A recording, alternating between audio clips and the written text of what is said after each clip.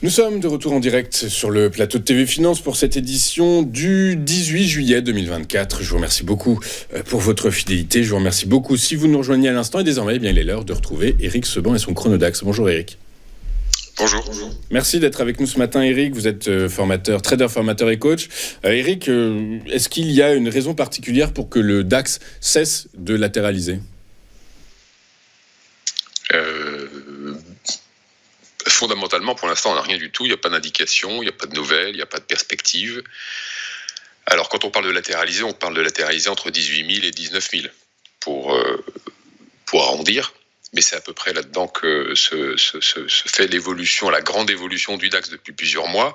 Et puis avec, par moments, des évolutions qui sont latérales, mais d'amplitude moins importante. La semaine dernière, j'anticipais une latéralisation entre 18 400 et 18 650. 18 400, 18 650. Et lorsqu'on se parlait, on était à 18 650. Donc on était en double top. Et puis l'idée, c'était qu'on revienne justement vers 18 400 en double appui. C'est pas ce qui s'est passé, puisque cette fois-ci, il n'y a pas eu de latéralisation qui s'est mise en place. Entre ces bornes, on est monté d'un cran vendredi pour aller chercher les plus hauts historiques. Alors, quasiment à 100 points, on était sur les plus hauts historiques du DAX. Donc, on voit bien qu'il y a toujours aucune faiblesse de la part du DAX, que la construction du mouvement haussier qui s'est mis en place depuis la mi-juin continue de se faire de façon très académique, que tous les niveaux qui sont dans la zone sont parfaitement validés, que ce soit en résistance, en dépassement, en pullback, en nouvelle extension, en arrêt sur la résistance d'après, tout est très très académique. Donc ça se construit, alors c'est très poussif comme hausse, bien qu'à l'intérieur des journées, en intraday, on ait quand même pas mal de volatilité, toujours d'ailleurs, ça fait 3 semaines maintenant que c'est comme ça, où l'on a très très fréquemment des écarts de plus de 100 points dans la journée, et voire plusieurs fois par jour. Donc ça monte avec de la bagarre, on va parler de volatilité, c'est ça aussi, mais sans direction forte, sans relais aussi. On aurait pu, en allant chercher les plus hauts historiques vers 19 000 vendredi dernier, accélérer, essayer de sortir de cette zone de latéralisation comprise entre 18 et 19 000. Mais ça ne s'est pas passé comme ça, puisque justement lundi, mardi et hier, on est reparti en arrière et on se retrouve ce matin au même niveau où nous étions jeudi dernier. Donc on voit bien qu'il y a quand même de la volatilité, mais de l'hésitation, moins de directionnel qu'on ne pourrait l'imaginer, parce que en s'approchant des bandes hautes, voire de la bande basse, on verra si on y retourne, de cette zone de latéralisation large, eh bien il n'y a pas de velléité d'aller plus loin.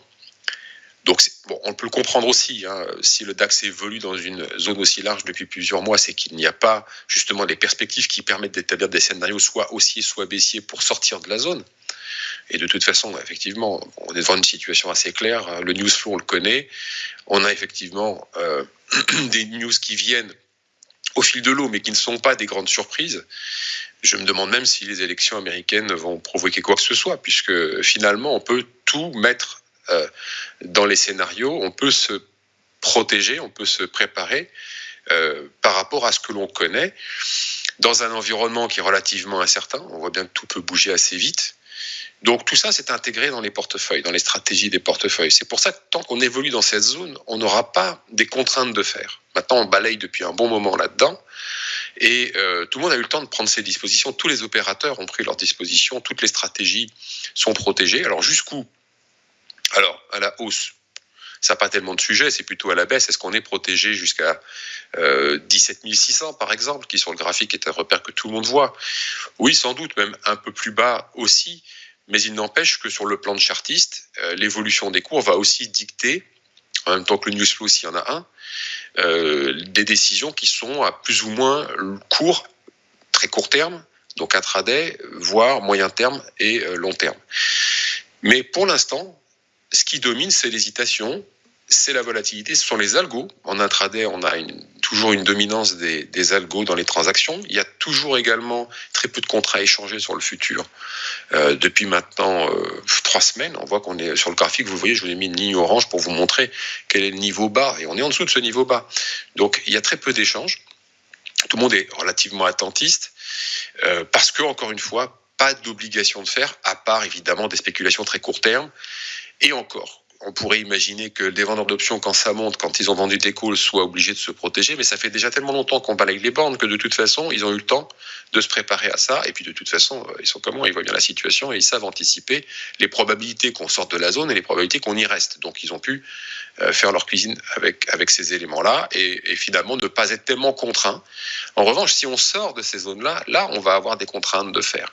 Maintenant, la question, c'est qu'est-ce qui va permettre au DAX de s'extraire de cette zone. On voit bien que quand on arrive vers 19 000, il n'y a pas de velléité d'aller plus haut. Est-ce que vers le bas, si on y retourne, et si on y retourne, il va falloir quand même quelques petites raisons, parce qu'on a une construction qui est très académique du mouvement de hausse qu'on a en ce moment, à l'intérieur de cette zone. Est-ce qu'on va gentiment aller chercher, par manque d'idées, les 18 000 après avoir été touché les 19 000 ? On va voir. Mais pour un retour en arrière très rapide, il va falloir un catalyseur. Quelque chose d'un peu fort, une nouvelle forte, très forte même, pour obliger à rapidement sortir du marché et à se préparer éventuellement à une cassure vers le bas. Mais pour l'instant, tant qu'on n'a pas la nouvelle, on ne peut pas établir un scénario par rapport à ça. Donc, le plus probable, c'est qu'on continue une hausse poussive jusqu'à 19 000, peut-être un petit peu au-delà, et puis qu'une fois qu'on aura atteint cette zone, très vraisemblablement, on reparte en arrière pour continuer, tant qu'on n'a pas de perspective, au moins jusqu'à la fin août,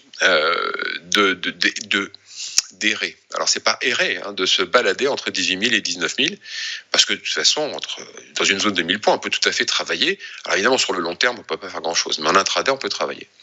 Oui, c'est ça, on comprend très bien qu'effectivement, cette amplitude de 1000 points est favorable aux traders en intraday plutôt qu'aux investisseurs de long terme. Alors, vous avez évoqué les élections américaines. Il y a peut-être un petit point. Hier, on a appris que si Donald Trump était élu, la zone euro pourrait perdre 1% de son PIB. 1%, ça équivaut à 150 milliards à peu près. Et je rappelle que le PIB de l'Allemagne, c'est quasiment un tiers de ces 150 milliards. Donc, ça impacterait quand même, pas qu'à la marge, le PIB allemand. Donc, bon, voilà, ça pourrait éventuellement donner quelques surfroides aux investisseurs. Mais tout ça, de toute façon, c'est pour début novembre. Ouais, puis les surfroids, je suis même pas sûr, parce qu'à partir du moment où vous avez la nouvelle, vous pouvez justement établir le scénario pour faire en sorte que la nouvelle ne vous impacte pas. On a tout le temps, en fait, de se préparer. C'est ça. En fait, quand on est entre 18 et 19 et qu'on voit où sont les bornes, on peut établir des scénarios dans les deux sens. Et donc, en fonction de la stratégie qu'on a mise en place, de la protéger jusqu'à un certain niveau. Là, vous annoncez une nouvelle qui aura effet peut-être dans quelques mois. C'est très facile de se protéger dès maintenant. Donc, évidemment, je dis pas que les entreprises concernés ne vont pas souffrir, évidemment. Mais là, on se place dans la tête de ceux qui investissent sur les marchés et qui n'ont que cette profession à exercer. Donc, par conséquent, eux, par rapport à l'évolution des cours, ils ont tous les instruments pour piloter leur portefeuille et largement le temps pour prendre des décisions. Très clair. Écoutez, effectivement, donc je note, le DAX se balade entre les 18 000 et les 19 000. Et du coup, effectivement, c'est très favorable aux traders en intraday. Merci beaucoup, Eric, d'avoir été avec nous ce matin. Eric Seban, vous êtes trader, formateur et coach, avec nous tous les jeudis pour commenter l'ouverture de la séance à Francfort. Et je vous en remercie beaucoup.